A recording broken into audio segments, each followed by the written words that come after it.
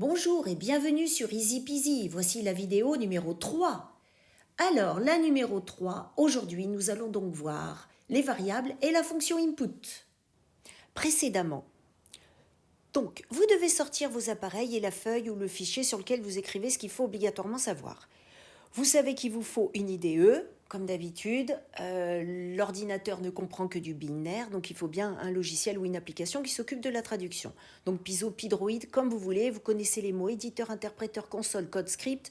Le clavier, on l'avait revu. La fonction print, vous ne l'oubliez pas. Vous savez que Python remplace la calculatrice. Vous savez que Python remplace la calculatrice scientifique. Et donc, vous savez importer des modules.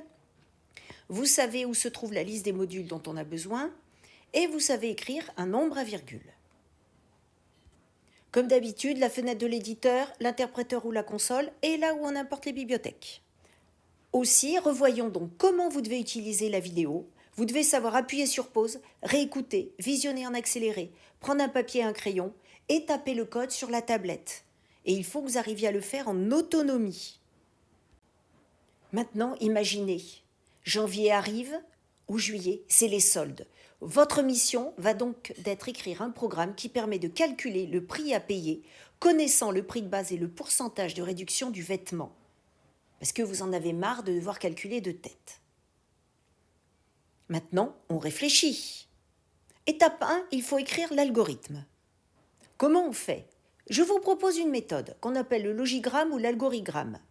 Donc, vous allez décrire avec des mots ce que vous voulez faire. Ici, je vous propose une méthode, le logigramme ou algorigramme.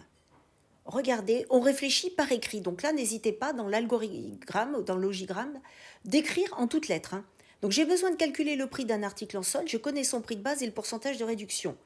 Donc vous passez à l'étape 2, on vous dit finalement il faudra poser la question, quel est le prix de base, quel est le pourcentage de réduction, combien il coûte. Mais après, il faudra faire donc l'étape 3 ici, c'est-à-dire comment on fait le calcul. Donc c'est le prix de réduction qui est égal au prix de base, moins le prix de base multiplié par la réduction, mais qui est en pourcentage. Et après, il faudra afficher le résultat. Donc ici, voici les pictogrammes qu'il faut penser à utiliser. Quand c'est un rond, comme le début et la fin, donc ça sera votre début de programme, si jamais il y a importé des bibliothèques, etc. Et tout, ça sera à ce niveau-là. Ensuite, la question, souvent, on pourra à la place de mettre le losange, quand il y a la fonction input, puisqu'il y a une variable qui va être entrée à ce niveau-là. Dans ces cas-là, on mettra un parallélogramme. Après, quand il y a une action, donc elle calcule à faire et tout, il pourrait y avoir donc des blocs d'instructions. C'est un carré, un rectangle, pardon. Et après, donc vous avez la fin. Donc ça, c'est à retenir. Maintenant, voici le lien entre les deux, le logigramme qu'on a fait et l'algorithme qu'on a écrit sur la feuille. Appuyez sur pause pour prendre le temps de bien comprendre toutes les étapes de raisonnement que l'on a faites. Maintenant, on traduit en Python. Donc là, vous appuyez sur pause, vous tapez le code et vous faites fonctionner le programme.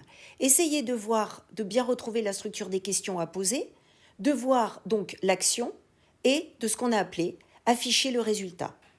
Prenez le temps de bien tout comprendre. Juste une petite parenthèse, à un moment, vous voyez qu'il y a marqué qu'il y a une erreur. Ça, c'est bien pour ceux qui, par hasard, ne feraient pas la différence entre les guillemets et juste une apostrophe. Donc, vous aurez ce message-là si jamais vous confondez. Allez, appuyez sur pause et faites le programme.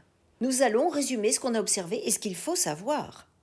Les variables sont des noms que l'on choisit librement associés à des valeurs. Il y a donc une syntaxe particulière et il faut faire bien attention à choisir les noms de variables pour présenter leur contenu. Cela facilitera la lecture du programme, son débogage et ses évolutions.